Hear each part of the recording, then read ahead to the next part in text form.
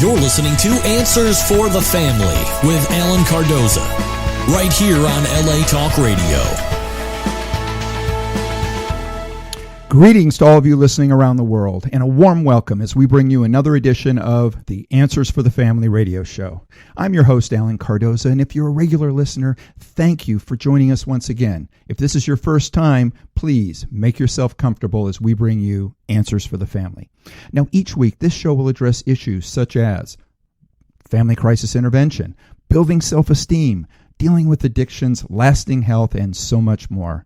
And having over 30 years' experience working with families in crisis, I am grateful to have met and worked with some of the top professionals in many of the helping fields and skilled authors who are working to make this world a better place for all of us. Now, you can all do me a big favor. Please check out some of our past shows at answersforthefamily.com to hear some informative and entertaining guests, as well as some dynamic co-hosts, discuss ways for you and your loved ones to become happier, healthier, and more at peace. I'm also looking for some show ambassadors who will forward at least one of our shows to your social media network or someone you know who can benefit from a particular subject. I want you to know that I truly appreciate it, and this is just another way that we can make a positive difference in the lives of others. Now, joining me once again is Jesse Kove, an actor and even better, a great human being who I'm confident is going to make a positive difference in the world for a very long time. Now, joining us as well is Scott Seymour. Scott, please share a little bit about yourself and what you and Jesse are up to. Thank you very much.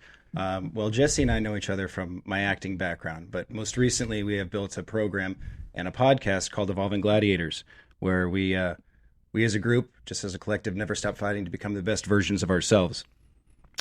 Mixing all forms of healing, from mental health to spiritual health to physical and emotional health, mixing Eastern and Western medical methods, and just trying to find a better way that we can all strive to be better versions of ourselves.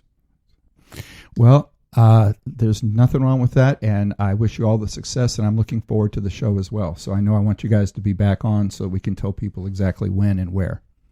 Thank you very much. All right. Patrick Erlandson also joins us to share details regarding the second annual See It End It Film and Arts Festival, which will be held on Friday, April 3rd, 2020, from 6 p.m. to 10 p.m. on Saturday, and April 4th from 10 a.m. to 10 p.m. at the Warner Grand Theater and Grand Vision Annex in San Pedro, California. This is your opportunity to join him and many others who are making a positive difference in the world. Now, as one of the MCs of last year's event, I can tell you that this Film and Arts Festival is both entertaining while sending a powerful message to end the exploitation of our fellow human beings. Patrick, what can we expect to see and hear at this year's event? Thank you so much, Alan. And thank you so much for being a part of the first inaugural See It End It Film and Arts Festival. This year, we're really excited because it's actually growing. And so we've expanded into the street. So we now spilled out of those two venues, and we are blocking off the street. We're going to have a stage. So there'll be a lot more kind of free entertainment, music, dance. About 40 resource organizations will be there. So the intention of the festival is I kind of came under attack when we first wanted to call this a festival because the subject is dark. The subject is traumatic and heavy. But we wanted to call it a festival because we wanted to keep this atmosphere of when we all work together, we can end this. And this is something to celebrate, that when we start to really cherish each other as human beings and say that children should not be sold, we actually have something to celebrate there. So there will be that kind of a festive environment of learning what's happening with human trafficking. So there's the whole education component, but then there's music and dance and ways that we can really celebrate together. So we have a tremendous number of just high quality, excellent films, short films. And one of the things this year that's really, to me, is very exciting is we're focusing on foster care. As many people know, about 70-80% of the children who are picked up for being prostituted in the state of California are coming in some way out of the foster care system, which is just horrifying that you have kids that are already feeling and questioning their own sense of worth and value and whether they're even wanted in this world, and then going through a system that is enabling them to be exploited in the most horrible way. So we have films that are made by foster youth, We have a documentary that was written by foster youth about their experience. We have the Boys and Girls Club has written a screenplay, and that they're providing a film for us. We have films that are made by youth and for youth. There's a mother-daughter film that was made, Mother-Daughter Productions in Hollywood. They made a film called Unseen, which we're going to be showing. And the daughter wrote the music for it and performs. So we're going to have the film and the performance by the daughter. So we really want to engage young people. And that's something that's really exciting about this festival. It's not only addressing this horrible issue, but it's a chance for families to become aware, families to engage with the issue, and the result being prevention of more children being taken. Well, I am so thankful that you're doing this, and I remember that there were some people that had made some comments or whatever last year, and to tell everybody, if you don't shine a light on something, okay, people aren't going to see it, and if people don't see it, nothing gets done. So to me, it's absolutely a festival. Last year, you had some incredible people that had fought through and had thrived afterwards. And that's what you can celebrate. You can celebrate the people that have gotten out of it and are now doing incredible things to help other people. So thank you. That's exactly right. Yeah, thank you so much, Alan. All right. So now our topic today, it's also the title of our guest's new book is How to Suffer in 10 Easy Steps. I'm ready. I know. When I first read that, I was, really? So, but I got to tell you, see, I'm excited to be reintroduced to our guest. Okay. I first recognized him when he was making a positive difference in the world when I saw his movie, What the Bleep Do We Know? When I saw that movie, it instantly changed the way I looked at a lot of things. But what I've learned since then is William Arntz, he's a physicist, a software entrepreneur, and an author. He wrote simulators for the early Star Wars program. He created software that the Fortune 500 world runs on today, as well as co-creating the book of visionary prophecies. It's called the Not So Little Book of Surprises with his wife, Deirdre Haid. So with that, William, welcome to Answers for the Family. Well, it's good to be here. Thank you.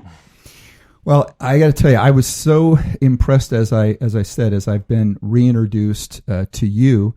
But when my publicist and producer contacted me and said, "Okay, we're going to talk to the author of a book, How to Suffer in 10 Easy Steps."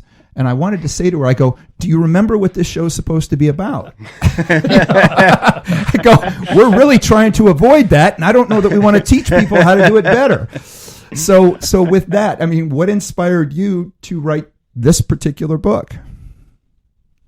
Well, it all happened one night when I was walking through the living room, and my wife, Deirdre, was laying on the couch, and her back was out. She was laying there, and I walked through the living room, and I said, "Honey, what are you doing?" And no comment. I said, "Well, do you want to go into the kitchen? Maybe have some Chardonnay. Maybe that'll cheer you up." And she just kind of groaned. I said, "Honey, what are you doing?" And she goes, "I just want to lay here and suffer." And I kind of stopped because no one says that, right? And so I said, "Well, what are you doing?" And she goes, "I'm perfecting my suffering." And I just started to laugh because it was so crazy. And I know a lot of people in the self-help movement, a lot of people who've written books. I have a lot of friends who've done that. And so I said, as a joke, I said, "Oh, someone needs to write the self-help book, How to Suffer in 10 Easy Steps." And so I started laughing. She starts laughing. And then she kind of rolls over, and we start riffing on this whole thing about a self-help book on how to suffer in 10 easy steps. And, we kind of figured, it was a joke. It was a satire on self-help books. And, we start coming up with other things. Oh, there needs to be a Suffering Hall of Fame. There needs to be this. There needs to be that. And so by now she's sitting up. We're laughing. We go into the kitchen and laugh about it. And it's one of those things. You have these crazy notions one night, and then you figure you'll wake up the next day and forget about it. But a month later, I'm still thinking about this. It's stuck in my mind. And so I decided to start writing it satire part of it, the satire, the self-help. But what happened was, as I started writing it, I started realizing that it was a vast subject, and it was really a subject that people tend not to talk about or look at. Everyone tries to avoid it. They think of things so that they don't suffer. They obscure it, and the notion of dealing with it in a very direct way doesn't really come about. So I started really realizing it was the gorilla in the room that no one was dealing with. And the trouble is, if you don't deal with it directly, more often than not, it just keeps continuing. And then I thought, well, how to suffer? I mean, everyone suffers one way or another. So what about how to suffer? How to suffer well? How to suffer with dignity? How to suffer so you get the lessons from it and move on to something better, something transformative. So these things started emerging as I'm writing this book. Yeah, because people start looking at suffering like it's a bad thing. Sometimes the most beautiful things come from the strife and come from this. So sometimes the beauty comes through sitting with the emotions and letting yourself feel your emotional spectrum. Exactly. Yep. And people tend not to do it. There's the feeling horrible about something or suffering, and so they just turn on the TV, distracted. They go to the bar. They just, whatever they do. Instagram, as opposed Facebook. to saying, really putting some conscious awareness on how to deal with it. Well, William, now, the book appears to be a roast on self-help books, because there could have been a lot of ways to write this. It could have been written of, the 10 ways to not suffer, but by doing this, are you also trying to point out maybe what self-help books are also missing? Yeah, there's a bit of that there, and also pointing out the thing that self-help books do. They often promise the world and tell you it's going to be easy, and say just follow our 5 or 10 or 6 or 7 steps, and you will achieve the abundance you always want. You'll be able to find your perfect dream lover. You'll be able to whatever. In these easy steps. And so part of it is like, well, a lot of the stuff that people want in their life is not easy. It's like how to be how to be a millionaire in 10 easy steps. Most people I know who are millionaires, if you say, hey, was it easy? They just look at you like you're crazy. They're like, no, it was a lot of work. It was really difficult. So part of it is sort of blowing up that notion that, to change, to transform, it's just it's like a cookbook.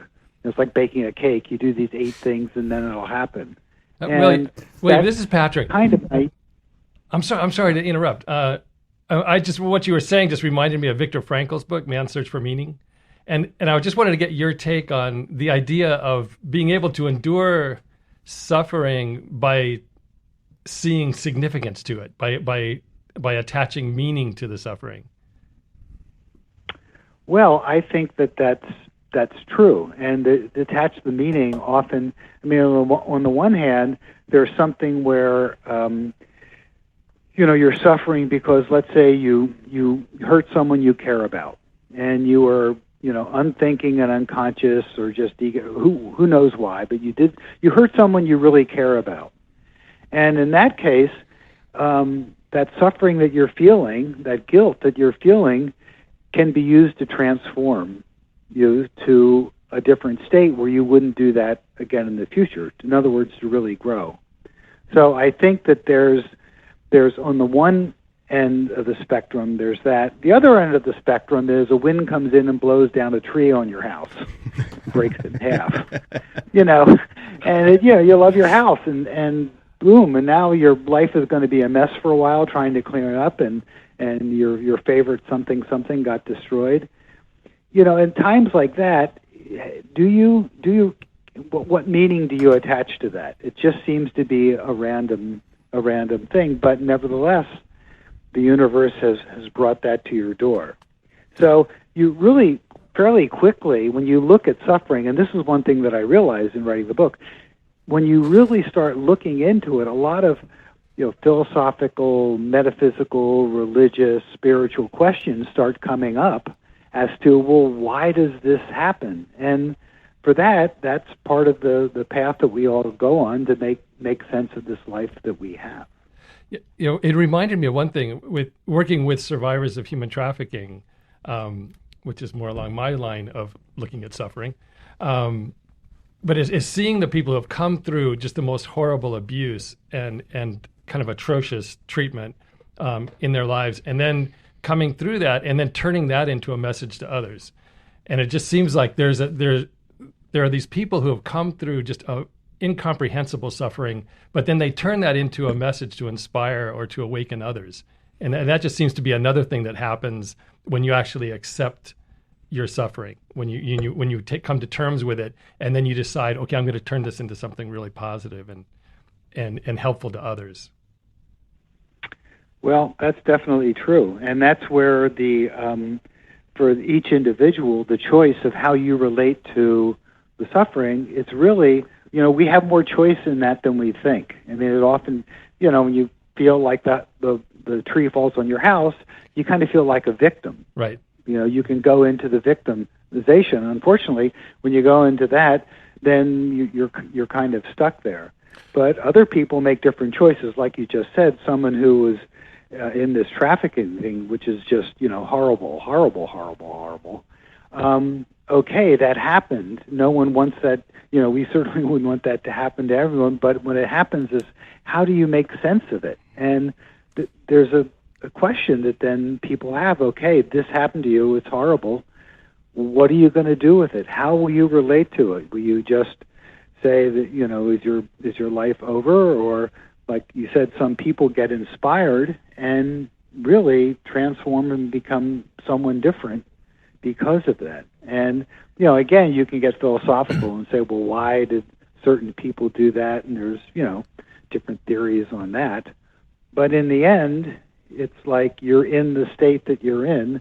What are you going to do with it? And that's part of what the book, the first part is a roast. I'm having fun with it. Oh, the easy ways. Here are the easy ways to suffer. And the idea being that really, obviously, if you don't want to suffer, you do the opposite. Right. So it's sort of the inverse, and people all pretty much get that.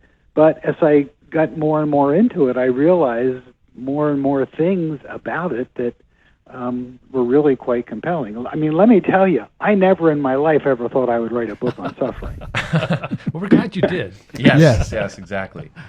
I William, mean, I was been a physicist and software guy and filmmaker. So the idea of actually writing a book about something so internal and personal is that it's like, well, let some psychiatrist or therapist or someone who studied this all their life write the book. But again, sometimes the universe just assigns you things, and there it is. Hey, William, it's Jesse Kove here. Thanks so much for sharing all that. It's really just such an incredible topic, and something you touched upon, which I think is such an important thing, is really, I think, is perspective, right? Like the perspective of these different situations that happen to people, and I think it's unbelievably difficult. I mean, I've been there myself. Is how do you shift into that perspective, right? Your tree falls on your house, you go through a horrible experience, and you change that perspective to turning it into somehow a positive point in your life. I mean, it's incredibly difficult. I've gone back and forth with this many times in my life, but I think that's a key element that you're talking about is just kind of, okay, great, my car's on fire. Maybe this is a good thing. I need a new car. My wife was asking me to get a new car, so this is the sign that the universe wanted to tell me. You know what I mean? Oh, yeah. Yeah, I think that all the time. I have one thing that really works for me. There's, and I write about this in the book, there's an old Chinese story that people tell, and I won't go into it because it's kind of long, but the punchline's always, this guy says, could be good luck, could be bad luck, who's to say? Right. And in the story, everything flips back and forth, and then what seems to be good ends up turning out to be bad, and vice versa. So part of it is that notion, like you said, like when things happen, they appear on the surface to be bad, but then 2 years later you say, "Oh my God, it was really good. I got fired because I was in a miserable job that I hated, and now I'm really happy." So there, part of it is the judgment that we put on our current situation. And we all do it. Everyone does it. Oh, this was good, this was bad. But again, that notion of good and bad, first off, you may not really know. And secondly, a lot of your notion of what's good and what's bad is just based on your belief system. And it's a huge shift in perception. It's kind of arbitrary. It's a shift in perception of going, wow, these things happened to me. No, they didn't. These things all happened for me. It's a way that these things are all happening for you. It's a thing that I picked it up. I'm a student under Gabby Bernstein and under Tony Robbins, and it's shifting your mindset that there are lessons to be learned through these dark times. And everything does happen for you.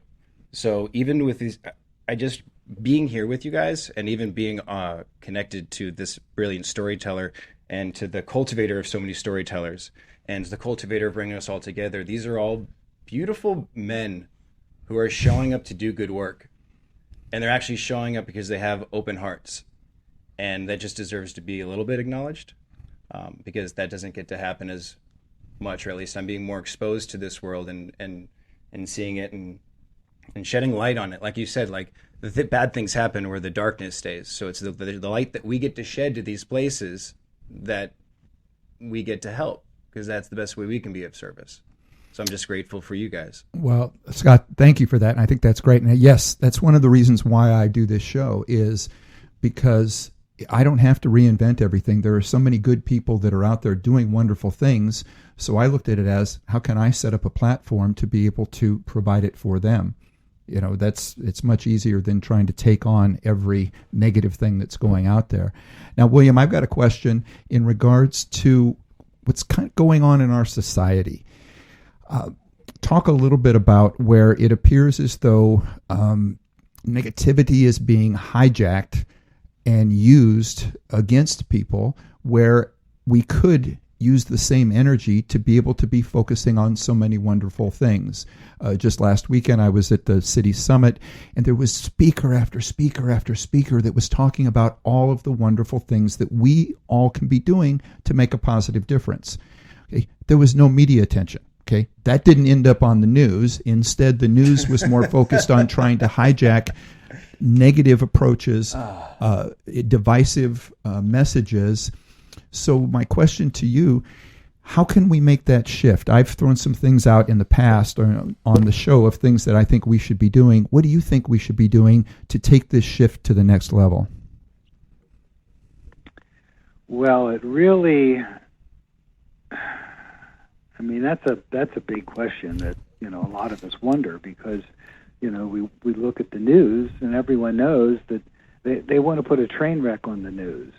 They want to publish something of where people are fighting, where there's violent disagreement.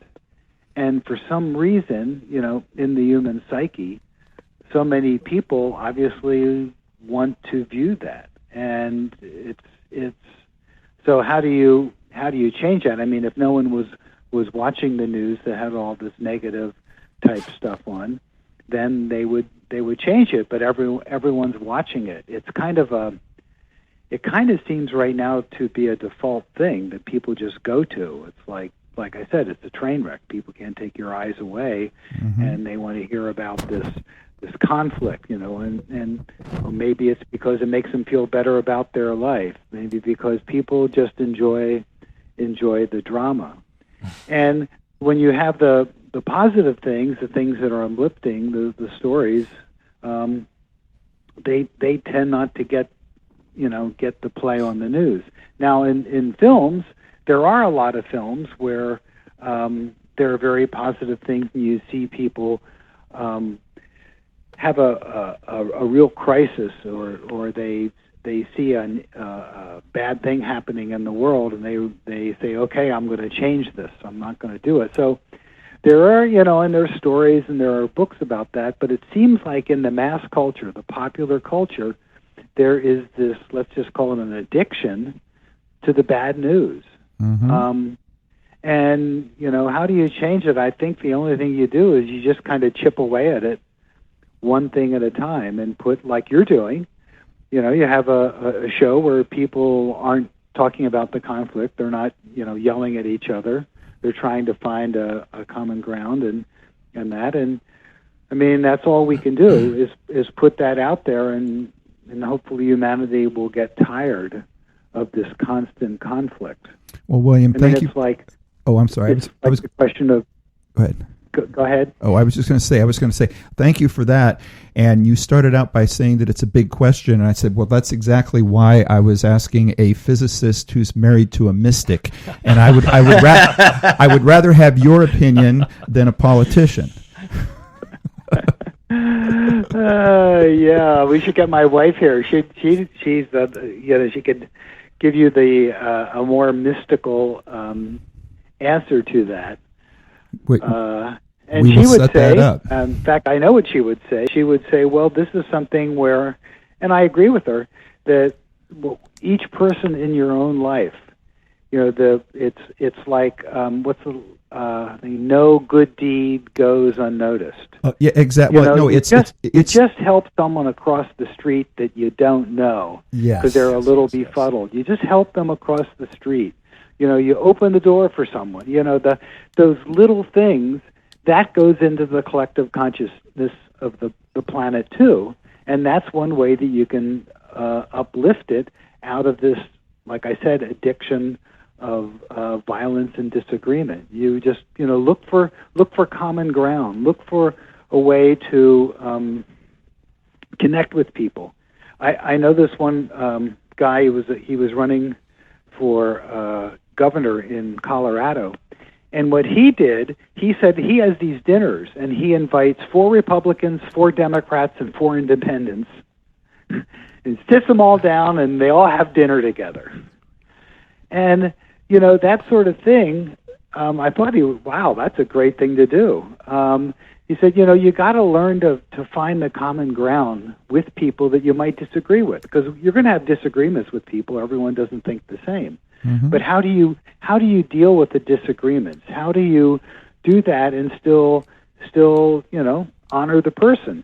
So that's a skill that, again, people really don't talk about very much, because most politicians, he's the only one I know who does that, do that. And so that's another way that you just, we're trying to lift up the consciousness of humanity out of, this morass we find ourselves in. William, it's Jesse again. I couldn't agree with you more about what you said. Couple things. I think it's also a value system of what people value today, right? Whether they value the drama, they value the stuff that just really isn't that important, and that sometimes the media can put out there. And I think, like what you said, it's kind of changing what people really value in the end to like the things that are important. The change, life skills, getting information that's truly important for their life, rather than just pure entertainment, which I think is happening. And also what you said about, changing the consciousness as well by doing little acts of like kindness, I think is a huge part of that. I know that I'm someone, and Scott and I talk about this all the time, we like to do little things, even if I'm at the grocery store and there's a woman or a man bagging my bag, I always look at their name tag, I always ask them how they are, and I talk to them by their first name, and it literally brightens their day, and it keeps them going, and it just changes so much, and every time, and then I'll go back in again, and they'll remember me by my name, and it's those kind of things that just change the collective. And if enough people do that, like you said, we can chip away, and rather than with a small little hammer and nail, we have a sledgehammer. Do it at a toll booth. Do it at a toll booth. Buy the coffee for the person behind you at Starbucks. Just do it once and just enjoy it. And they'll do it for the guy behind him. Exactly. Yes, they're going to pay it forward. You know what? We're going to take a break. The title of our guest's new book is How to Suffer in 10 Easy Steps. But it's a spoof. What we're actually doing is we're talking about how not to suffer. And that's what makes the book so great. It is so entertaining. We're going to take a break. We'll be right back. You're listening to Answers for the Family.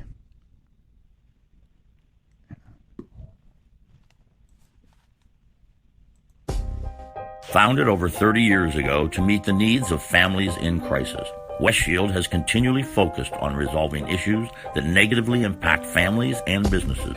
Our signature therapeutic transportation service helps to ensure that adolescents in crisis are safely transported to specialized schools, programs, and treatment centers with unsurpassed experience and success. We are supported by our full-service licensed investigation agency that has legally, professionally, and compassionately located hundreds of runaways and teens. We are experienced and qualified to help, offering solutions which may include referrals to our international network of top professionals in the fields of educational consulting, psychology, psychiatry, and investigations. Simply put, West Shield Adolescent Services and West Shield Investigations are the best solutions when your family is facing a personal crisis. Call 1-800-899-8585, 24 hours a day, 7 days a week. That's 1-800-899-8585, or visit our website at westshield.com. Thank you. And we're back. You're listening to Answers for the Family, and with us is Jenny Meatballs, and that is her internet name. It's actually Jenny Carrington. Jenny, where in the world are you? Hi, everyone. I'm so excited to be back this week. I am actually sitting at Buckaroo's Sandwich Shop on Route 60 nearing Quartzsite, Arizona. And yesterday I hit my 2,600 miles walked on my Earth Walk. So I'm really excited about that. So, how are you doing today? Well, we're doing great, but I want the audience to know a little bit about what it is that you're doing. Okay, when she says that she's in Arizona, she started walking on the East Coast. Okay, okay. So it's been 2,600 miles that she has walked, and this is what I'm talking about when I tell you how excited I get when I'm around young people that are making a positive difference, because that's the time in which I say we're going to be okay. You know, we're really going to make it because of young people. You know, that's going to be the difference. And so I was so excited that I told her, I said, look, you need to call on the show. You need to call on the show every Monday until you get to the West Coast. And at that time, you know, I'd also like to have you on the show to come in, talk about the experience, but tell us a little bit about the charity and the messages that you're trying to get across to people. Yeah, absolutely. Well, I came on last week on the show, and I let everyone know a little bit about what we're doing around helping to feed children. So our vision and the reason why I am walking is to bring greenhouses to schools. They're actually not just greenhouses. We call them spark pods. They're learning laboratories where kids can learn about how to grow their own food. So we're really excited about starting that vision in Los Angeles at Free LA High School. So I talked a little bit about that last week. This week we have a special announcement. We are going to be partnering up with the Global Unity Foundation, which is the foundation where we met that held the City Summit and Gala. And we are going to actually be raising funds. The last leg of the Earth Walk will be raising funds for the foundation in furtherance of our ability to help them actually localize their mission through what we're doing. So the Global Unity Foundation wants to bring the Sustainable Development Goals from the United Nations local to LA and then go global. So since we have a solution that we're implementing here in LA, we're going to be able to work with the Global Unity Foundation to help them localize their goals and then scale it at a bigger impact with their networks and our networks combined.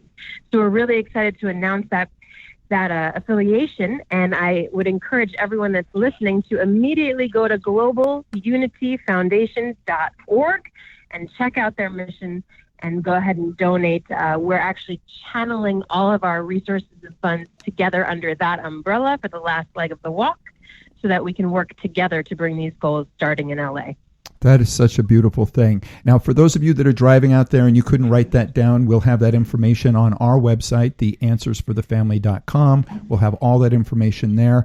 And Jenny, for those that just kind of want to see what's going on with you and they want to follow along your walk, how can they do that? So it's very easy. My name is Jenny with a Y, Meatballs, like the food. So if you just Google Jenny Meatballs or search Facebook, Instagram, or Twitter, any of the social media, you can find me and follow along my story. You know, I like to tell the story of where I'm finding my own food and being out here and talking to folks about their lifestyles, and whether it's living on a ranch or living on the coast or somewhere in between. I'm learning a lot out here on the Earth Walk about how we can come together, again, global unity around food security for all, especially for our children and our next generation. Wow, Jane, this is Jesse. I think it's so incredible what you're doing. I mean, it's really beautiful.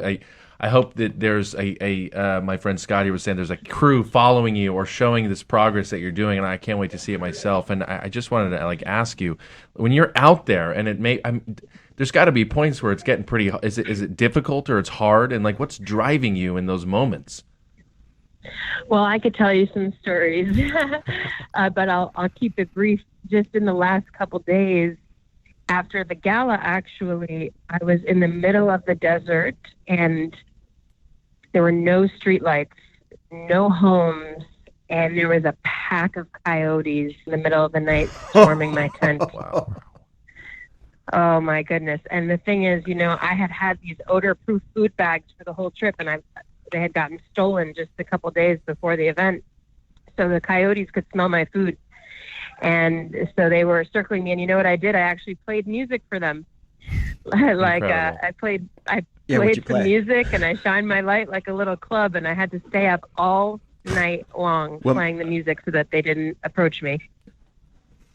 Well, Jenny, I just want to thank you for everything that you're doing, and taking the time to call in. I think is great.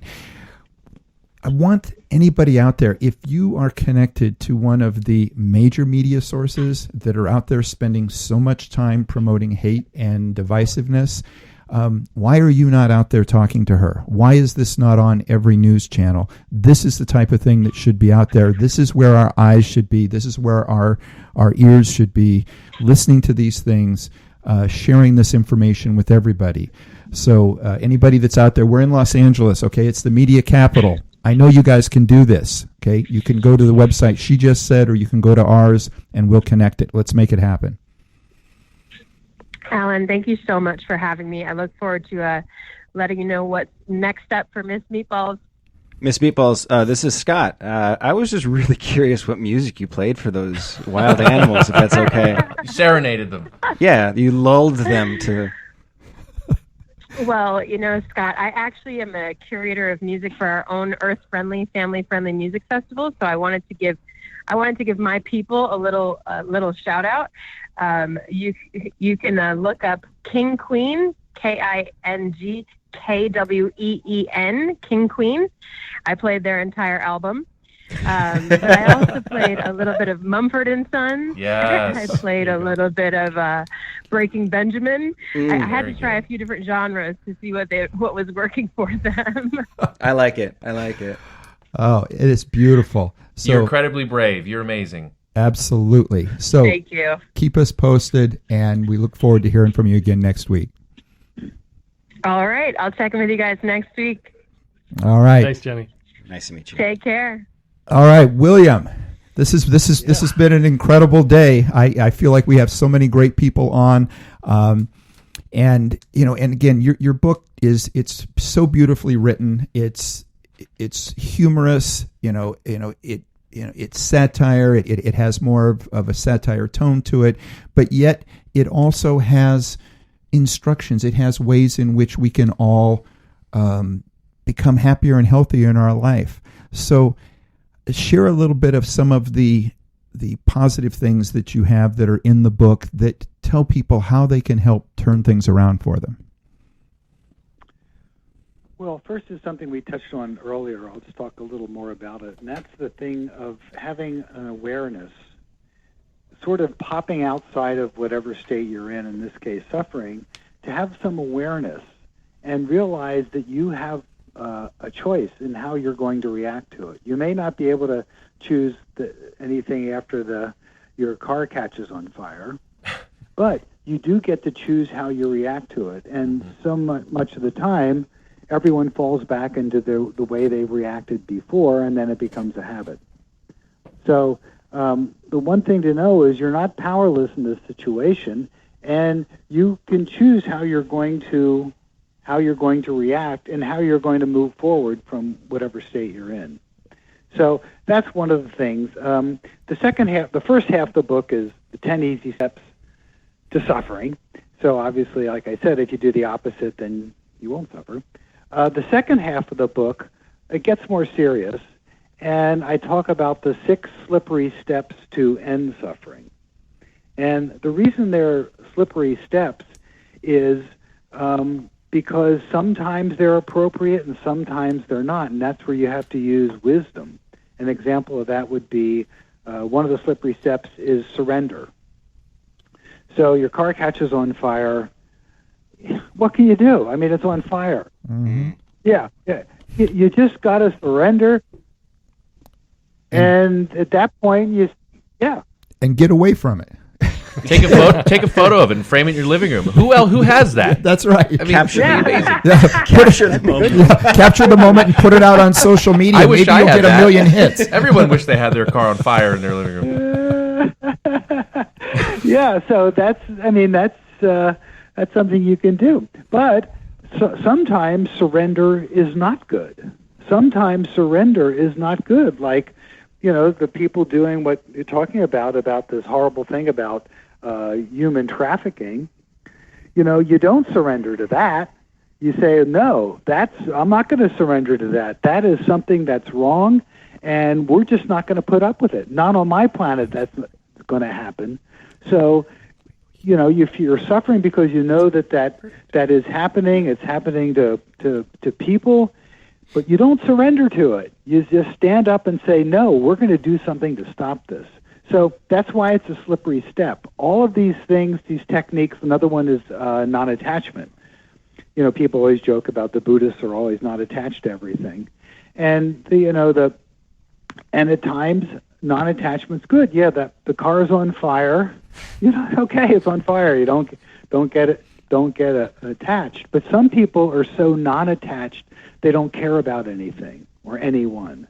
They're kind of zombies. Yeah, William, so this is Patrick. It turns out all of these forgiveness is another one.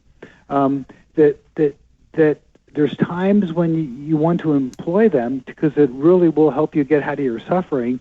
But there's times where, like, no, you just don't do that because it's not right, and that's where the wisdom has to come in, where you look at it, and where does the wisdom come from? Wisdom just comes from life, from experiencing it. You try something one way and it doesn't really work that well, and you learn from it, which in the end I think is the purpose of suffering.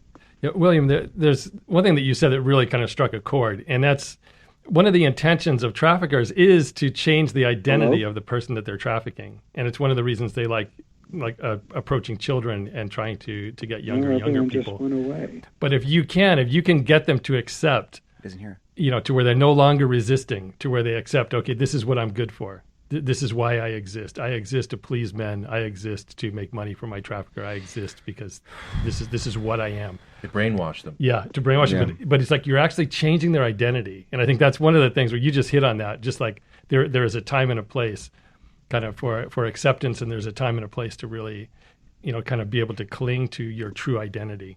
And that's just the tragedy of someone taking a child's identity and transforming that into something ugly and just commodifying it. So William, are you still with us? Oh, there you.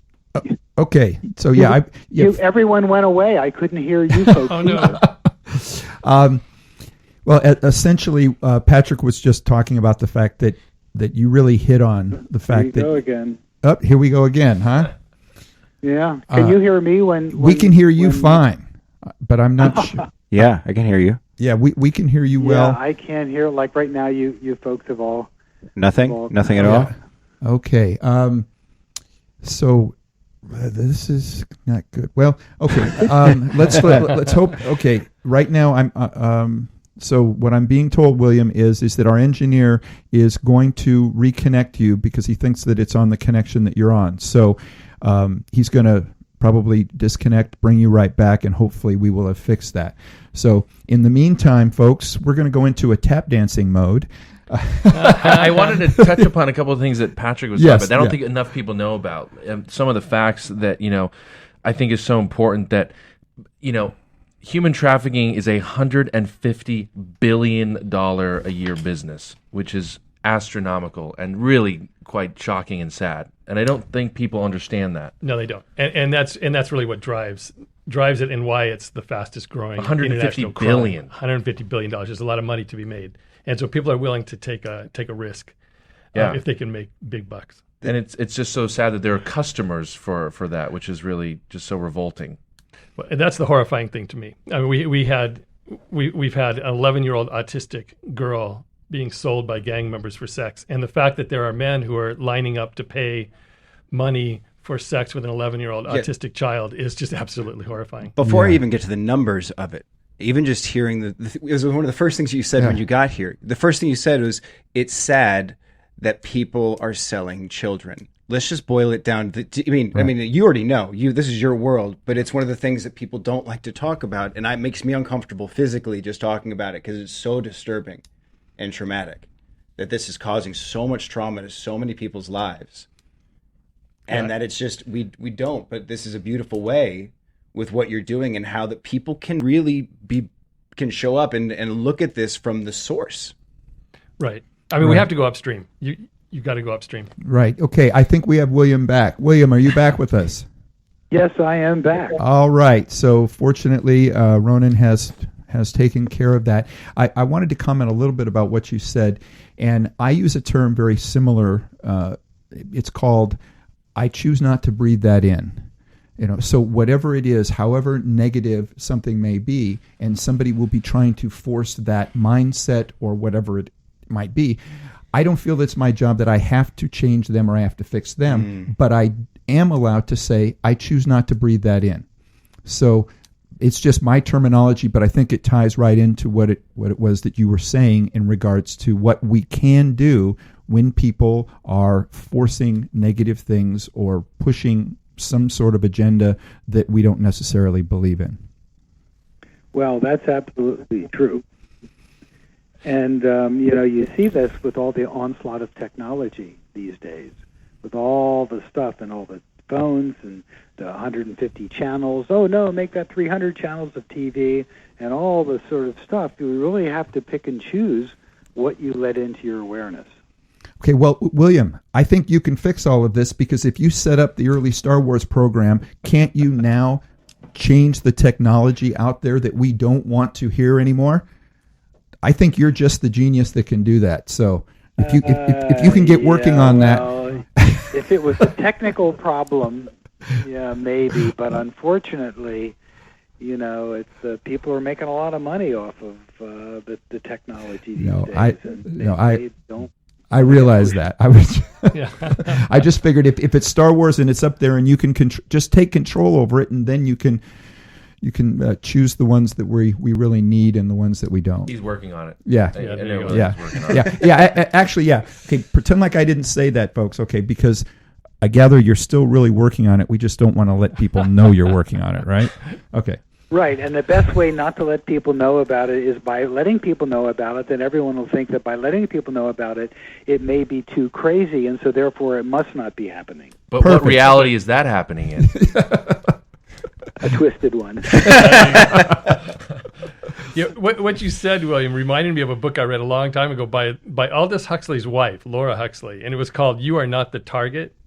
And it's really like she really brought up this point that people are releasing all this negative energy all the time. And if you take it personally, if you take it in, then you're going to release it negatively later. So it's like that there has to be kind of a process of recognizing that you're not actually the target. It's the problem with that person that's spewing stuff. And I think it's even, it's become even more deadly with the internet and with social media, where you have this massive platform to be able to spew hate and criticism and bullying and all of those kind of things that are just so detrimental. And William, first of all, I want to thank you so much for taking your time. The time has flown by, but I would love to have you and your wife back on. I can have Jan get a hold of you and set this up. This was actually one of those shows that if we could have scheduled a couple of hours, I think that we would still have plenty more to go over. Oh, yeah. Mm-hmm. Okay, that sounds great. All right. So now share a little bit. Okay, for anybody that wants to be able to get the book, or you want to see they have so much stuff on their website, folks. I mean, there are videos, There are links to the different movies. So I know part of it is that if you go to www.howtosuffer.info is one way. What are some other ways that people can get in touch with you or follow you and your wife?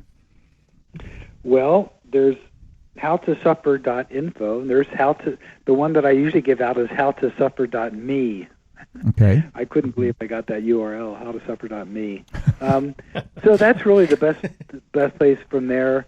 Now, to find out more about what my wife is doing, the Mystic, her website is Deirdre Hade, and Deirdre is spelled DeirdreHade.com. And there's, she has all her stuff on there. Or you can navigate through the howtosuffer.me. You get to the main page. My company is called Captured Light, and you can get to her from there too. So it's all linked up together. Well, again, I just want to thank you so much, and more so even to say thank you for all the things that you're doing, because very few people have stretched themselves so far to be doing things in so many different areas. And I love the fact that you seem to tackle so many things that are making a positive difference. Absolutely. It's the old saying. Well, the old saying is for evil kind to of succeed in the world, good men win. I never can control what I'm going to do. I just get obsessed and do it. Well, keep doing That's it. a beautiful obsession. Yes. All right. And for everybody out there, please be sure to put us on your calendar and tune in next Monday when we're going to be joined by our special guest, Jacqueline Newland, to discuss her new book, New Rules of Divorce, 12 Secrets to Protecting Your Wealth, Health, and Happiness. Now, before we end, share a little bit more about, because I know that Scott and Jesse, you guys are going to be starting your own podcast. Share a little bit about that. And if there's a date coming up, what people can start doing to stay in touch with you so that they can know what's going to come with this. Well, the podcast hasn't been released yet. Scott and I have been acquiring many different interviews all across the board. Great stuff. We're super excited to launch it. And, we're here to open the conversation about healing, love. A lot of it's catered towards men and kind of breaking the code of, the inner masculine, what that is. It's not all about pounding your chest and just being the bigger man in the room, but what's going on internally. So it's really a very special thing. We're very excited, and everyone we talk to about it is also very excited. I think it's needed.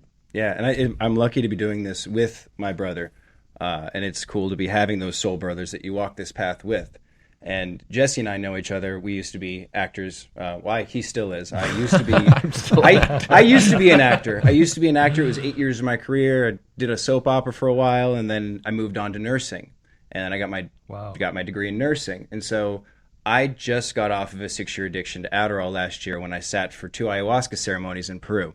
Mm-hmm. That being said, they put me on a big self-help kick. And the more that I started focusing on the ways that I could be the better version of ourselves, it just became what we decided to be passionate about and create a podcast where we just shed the light on it and we change the conversations that men are having. And we start saying these are the things that we're feeling, and we might not have been told these things in society are right, but this is what speaks to my soul, and this is what speaks to my core, and I want to talk about my feelings and the things that I haven't talked about. This is a place where we get to do that and explore that the same way that you are. So just being a light worker. All right, Patrick, any final words? One thing that I was recently asked was, like, what is it that keeps me up at night with the work that I do with human trafficking? And the thing that came to mind was, as long as this stays an over there problem and a those people problem, we don't solve this. And so it's really like, I really hope that people will attend, because showing up is doing something. And if you show up to the film festival, you're going to get an education. You're going to see that there's this camaraderie, that there are thousands of people who really want to see this end, and you can be a part of that. And so I really hope that people will come. And please check our website. It's seeitendit.com. That's SEEITENDIT.com. Learn about what we're doing, and then come and be a part of it. This is a chance to come in a fun environment, not just a conference where you're going to beat over the head by how ugly this is, but really come and celebrate that we're going to end this, and you can be a part of that. Thank you. For everybody out there, be good human beings. Be with us again next week on Answers for the Family. Here we go.